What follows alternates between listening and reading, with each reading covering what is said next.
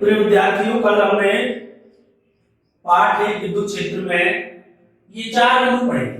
Number 1 स्थिर विद्युत की परिभाषा, नंबर 2 आवेश की परिभाषा, नंबर 3 आवेश के मात्रक, नंबर 4 आवेश के प्रकार। और इसमें हमने ये भी समझा था कि भाई आवेश किसी वस्तु पर आता किस प्रकार है। आज हम उससे आगे चलते हैं और अपना 5वां बिंदु लेते हैं, आवेश उत्पन्न करने की विधियां। आवेश उत्पन्न करने की विधियां। आवेश उत्पन्न करने की 3 विधियां हैं। नंबर 1 घर्षण द्वारा आवेशन, नंबर 2 चालन यानी स्पर्श द्वारा आवेशन, नंबर 3 प्रेरण द्वारा आवेशन। इन 3 विधियों से आवेश की उत्पत्ति की जाती है। तो नंबर 1 घर्षण द्वारा आवेशन।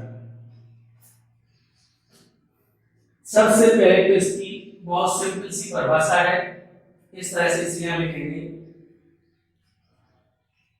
घर्षण यानी घर्षण के लिए हमें 2 वस्तुओं की आवश्यकता पड़ती है। तो परिभाषा हो गई कि जब एक वस्तु को दूसरी वस्तु से रगड़ा जाता है तो इलेक्ट्रॉन एक वस्तु से दूसरी वस्तु पर चले जाते हैं, जिससे एक वस्तु धनावेशित व दूसरी वस्तु ऋणावेशित हो जाती है। इस प्रकार दोनों वस्तुओं पर आवेश की उत्पत्ति घर्षण द्वारा आवेशन कहलाती है। उन्हें घर्षण द्वारा आवेशन से क्या अभिप्राय है?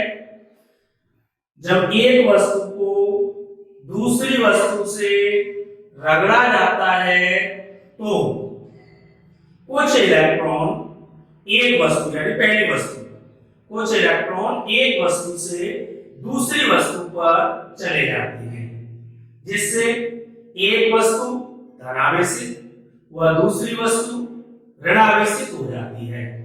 इस प्रकार आवेश की उत्पत्ति घर्षण द्वारा आवेशन कहलाती है। उदाहरण, पहला उदाहरण, जैसा कि कल मैंने बताया था कि जब कांच की छड़ को, ये हमारे पास कांच की छड़, कांच की छड़ को रेशम के कपड़े, रेशम का कपड़ा,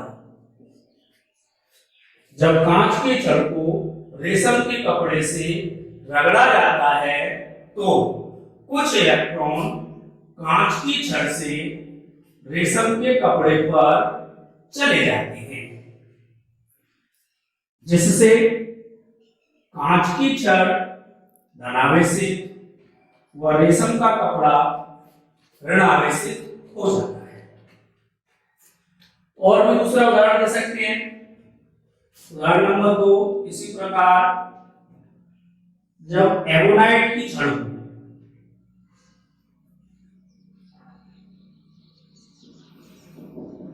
एवोनाइट की छड़ को बिल्ली की खाल, और बिल्ली की खाल, जब एवोनाइट की छड़ को बिल्ली की खाल से रगड़ा जाता है, ये बिल्ली की खाल है, ये एवोनाइट की छड़ है, ऐसे ही रगड़ा जाता है तो कुछ इलेक्ट्रॉन बिल्ली की खाल से एवोनाइट की छड़ पर चले जाते हैं, जिससे एवोनाइट की छड़ ऋणावेशित व बिल्ली की खाल धनावेशित हो जाती है। यहां हमने देखा दोनों उदाहरणों में कि ये छड़ धनावेशित हुई थी, ये छड़ ऋणावेशित हुई है। ये कपड़ा ऋणावेशित हुआ था, ये बिल्ली की खाल धनावेशित हुई। ऐसा क्यों? इसकी कल भी हमने चर्चा की थी। कि भाई ये क्षण अब धनावेशित क्यों नहीं हुई। तो इसके लिए जैसा कि मैंने कल परमाणु संरचना में बताया था आपको कि इलेक्ट्रॉन उस वस्तु से हटेगा जिसके परमाणु के बाह्यतम कक्ष के इलेक्ट्रॉनों पर नाभिक का बल दुर्बल होगा, यानी जिनको हटाने के लिए कम ऊर्जा की आवश्यकता होगी, घर्षण से ऊर्जा उत्पन्न होती है। तो इसका अर्थ ये हुआ कि कांच की छड़ में ऐसा है जिससे कांच की छड़ से इलेक्ट्रॉन हट रहे हैं, और इस उदाहरण में बिजली की खान में ये स्थिति है कि इलेक्ट्रॉनों पर दुर्बल बल लग रहा है, यानी उनको हटाने के लिए कम ऊर्जा की आवश्यकता है, जिससे बिजली की खान से इलेक्ट्रॉन हटे और एरोनाइट की छड़ पर आ। तो ये एक विधि हमने पढ़ ली, एक विधि हमने समझ ली कि आवेश किस तरह से किसी वस्तु को दिया जाएगा, किस तरह से उत्पन्न किया जाएगा। यहाँ भी हमने कल वही मूल कॉन्सेप्ट के अनुसार समझा कि आवेश उत्पन्न करने के लिए केवल एक ही माध्यम है और कोई नहीं है, केवल इलेक्ट्रॉन का स्थानांतरण। यानी वस्तु से इलेक्ट्रॉन निकाल रहे हैं हम तो वस्तु धनावेश ग्रहण करेगी, वस्तु को इलेक्ट्रॉन दे रहे हैं हम तो ऋणावेश ग्रहण करेगी। तो एक विधि पढ़ ली हमने आवेश उत्पन्न करने की, घर्षण द्वारा आवेशन। यहाँ इसकी डेफिनेशन आपने लिखी थी। एक बार फिर मैं पूछना चाहूंगा आपसे कि क्या परिभाषा लिखी थी आपने। कुछ नहीं करना है, दो लाइन की डेफिनेशन और आपको उदाहरण लिख सकते हैं। इसके लिए हम आपको नोट्स भी देंगे अलग से, तो उसमें से नोट करना चाहो तो या फिर आप अपने आप लिख लीजिए। क्या था यहाँ, दो वस्तुएं ली, घटने में दो वस्तुएं हैं, दो वस्तुएं परिभाषा नहीं इसी तरह से बनी कि जब एक वस्तु को दूसरी वस्तु से रगड़ा जाता है तो कुछ इलेक्ट्रॉन एक वस्तु से दूसरी वस्तु पर चले जाते हैं, जिससे एक वस्तु धनावेशित और दूसरी वस्तु ऋणावेशित हो जाती है। इस प्रकार आवेश की उत्पत्ति घर्षण द्वारा आवेशन कहलाती है। उदाहरण, एक उदाहरण आप दे देंगे कांच की छड़ और रेशम के कपड़े का, दूसरा उदाहरण दे देंगे आप एवोनेट की छड़ और बिल्ली की खाल। इस तरह से बहुत सारे उदाहरण हैं। अब अपन आवेश उत्पन्न करने की दूसरी विधि लेते हैं। दूसरी विधि है अपनी चालन यानी स्पर्श द्वारा आवेशन।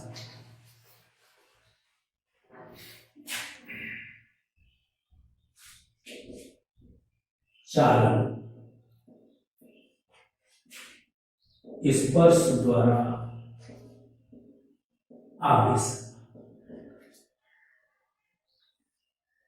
आवेशन की इस विधि में हम सामान्यतः चालक यानी चालन जिसमें आवेश मूव कर सके, गति कर सके, उसमें आवेश उत्पन्न करेंगे।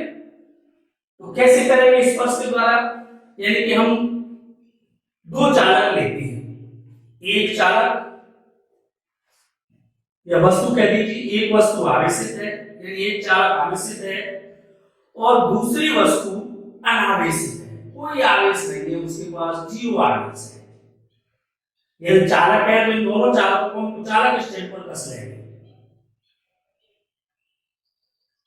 चालक आवेशित वस्तु, ये अनावेशित वस्तु, और इनको स्पर्श करा दो ऐसे। तो जिस वस्तु पर आवेश था उसका कुछ आवेश दूसरी वस्तु पर चला जाएगा। इस तरह से अनावेशित वस्तु पर आवेश आ गया, किसके कारण आया, स्पर्श के कारण आया और चालन विधि से है।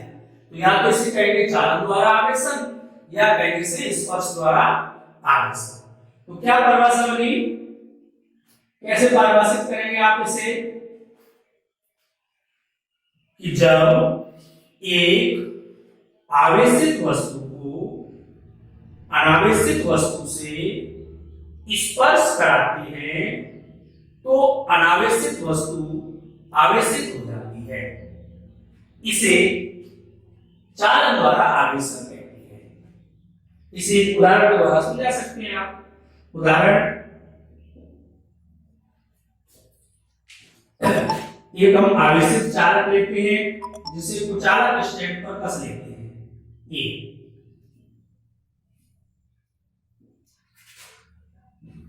दूसरा बी अनावेशित चालक लेते हैं, उसे भी कुचालक स्टैंड पर कस लेते हैं। अब अनावेशित चालक को आवेशित चालक से स्पर्श कराते हैं, दोनों को इस तरह से जो स्पर्श करा देते हैं। तो देखिए ये चाहे धनावेश हो चाहे ऋणावेश हो, आवेश आपस में प्रतिकर्षित करेंगे, तो प्रतिकर्षण के कारण ये अधिकतम दूरी पर रहना चाहेंगे, तो यहां से कुछ आवेश इस पर चला जाएगा और कुछ आवेश इस पर रह जाएगा, ये स्थिति हो जाएगी। अब दोनों को आप अलग अलग कर दीजिए, तो चालक ए का आवेश घट गया और चालक बी का आवेश शून्य था वो बढ़ गया, इस पर आवेश। इस तरह से एक अनावेशित वस्तु को आपने आवेशित कर दिया। यह विधि कहलाएगी आपकी स्पर्श द्वारा आवेशन या चालन द्वारा आवेशन। नहीं आया उदाहरण समझ में? कैसे लिखेंगे फिर इस उदाहरण को एक बार फिर देखें। एक आवेशित चालक ए को कुचालक स्टैंड पर कस लेते हैं तथा दूसरे अनावेशित चालक बी को भी कुचालक स्टैंड पर कस लेते हैं। अब दोनों को स्पर्श कराते हैं, तो कुछ आवेश आवेशित चालक ए से अनावेशित चालक बी पर चला जाता है, जिससे अनावेशित चालक बी भी आवेशित हो जाता है। इसकी स्थितियों को निम्न चित्रों में प्रदर्शित किया गया है। इस तरह से हम डायग्राम बना सकते हैं। अब हम तीसरी विधि लेते हैं आवेश उत्पन्न करने की, प्रेरण द्वारा आवेशन। तीसरी विधि है अपनी प्रेरण द्वारा आवेशन।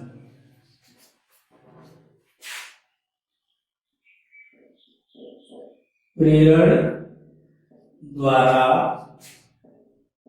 आवेशन।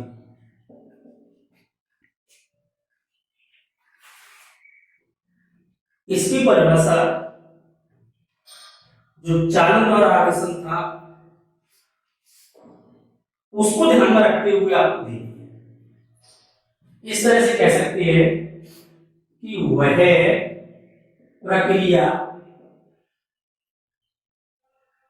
या विधि, वह प्रक्रिया जिसके अंतर्गत या जिसके द्वारा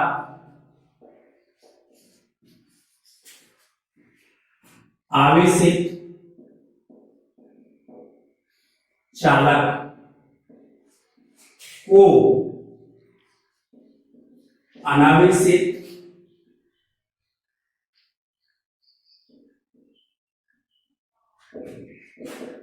चालक से बिना स्पर्श कराए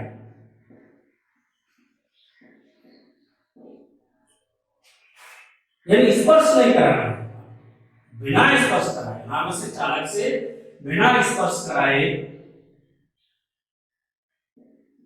अनावेशित चालक पर विपरीत प्रकृति का आवेश उत्पन्न करने को प्रेरण द्वारा आवेशन कहते हैं।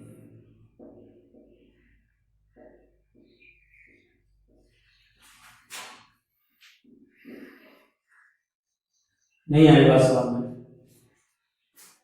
यानी हमारे पास एक आवेशित चालक है, एक अनावेशित चालक है। अब आवेशित चालक को अनावेशित चालक से स्पर्श नहीं करना है, केवल उसके पास रखना है।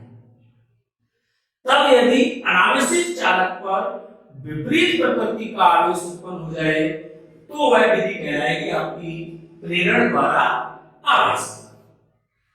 कैसे होगा ये? तो इसे आप किस उदाहरण से समझ सकते हैं, इसके लिए आप उदाहरण देंगे और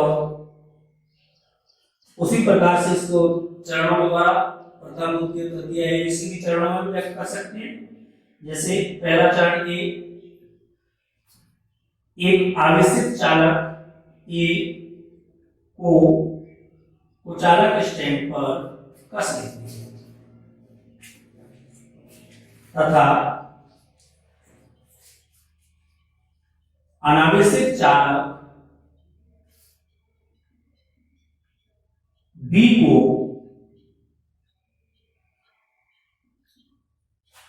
उसके पास रख देती है, तो प्रेरण द्वारा अनावेशित चालक की एक सतह पर ऋण तथा विपरीत सतह पर धन आवेश उत्पन्न हो जाता है। ये क्रिया हो रही है यहाँ पे, यानी ये जो धनावेश है इस चालक का, इस चालक के इलेक्ट्रॉनों को अपनी तरफ खींचता है, जिससे इधर इलेक्ट्रॉनों की कमी यानी धनावेश उत्पन्न हो जाता है, इधर ऋणावेश आ जाएगा। अब यदि हम चालक बी को भूसंपर्कित कर दें, चालक बी को क्या कर दें, भूसंपर्कित, तो इसका जो धनावेश था वो पृथ्वी में चला जाता है। कह तो देंगे हम कि धनावेश पृथ्वी में चला जाता है, लेकिन यह एक चीज जैसे वास्तव में आगे बात समझ में आएगी आपके कि धनावेश कभी भी गति नहीं करता, केवल ऋणावेश गति करता है। तो ये धनावेश पृथ्वी में जाएगा कैसे, तो धनावेश तो चलता ही नहीं, तो फिर क्या होगा, पृथ्वी से इलेक्ट्रॉन चलेंगे इस तार में होते हुए, ऐसे आएंगे, इलेक्ट्रॉन यहाँ आ जाएगा, इस धनावेश को समाप्त कर देगा, दूसरा इलेक्ट्रॉन आएगा, इस धनावेश को समाप्त कर देगा, तीसरा इलेक्ट्रॉन आएगा, इस धनावेश को समाप्त कर देगा, चौथा इलेक्ट्रॉन आएगा, इस धनावेश को समाप्त कर देगा।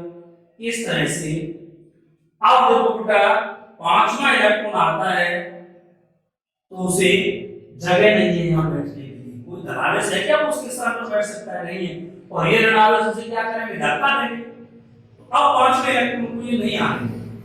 इस तरह से हम कह सकते हैं, सीधी भाषा में ये बात कह देंगे कि भूसंपर्कित कर देते हैं तो इसका धनावेश पृथ्वी में चला जाता है।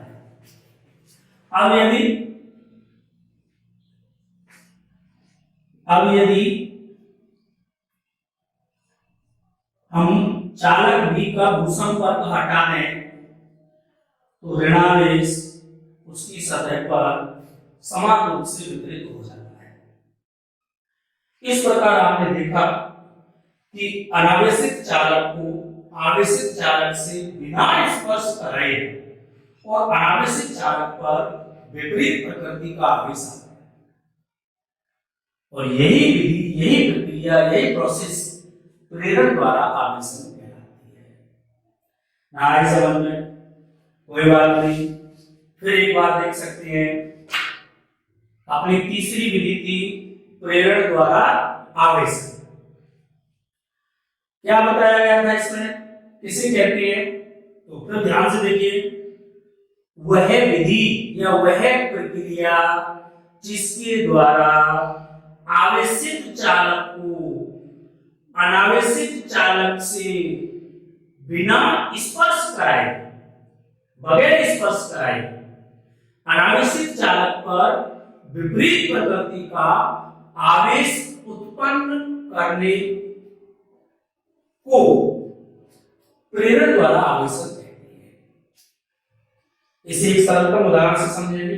उदाहरण तो हम लिखेंगे कि एक आवेशित चालक ए को चालक स्टैंड पर कस लेते हैं, फिर आगे नंबर 2 डाल के चाहो तो इसका डायग्राम बना देना है ए में, फिर बी। अब आवेशित चालक ए के पास अनावेशित चालक बी को रख देते हैं, स्पर्श नहीं कराते हैं, तो ये चीज लिखनी है उसमें। तो प्रेरण द्वारा, अब यहां प्रेरण की क्रिया हो रही है, क्या होगा, तो प्रेरण द्वारा चालक बी की एक सतह पर ऋणावेश तथा दूसरी सतह पर समान परिमाण का धनावेश उत्पन्न हो जाता है। चित्र बी। अब आगे नंबर 3 पर, अब यदि चालक बी को भू संपर्कित कर दें तो इसका धन आवेश पृथ्वी में चला जाता है। चित्र सी। और अंतिम बात, अब यदि चालक बी का भू संपर्क हटा लें तो ऋण आवेश चालक बी की सतह पर समान रूप से वितरित हो जाता है। इस प्रकार अनावेशित चालक पर विपरीत प्रकृति का आवेश उत्पन्न हो गया और यही विधि प्रेरण द्वारा आवेशन कहलाती है।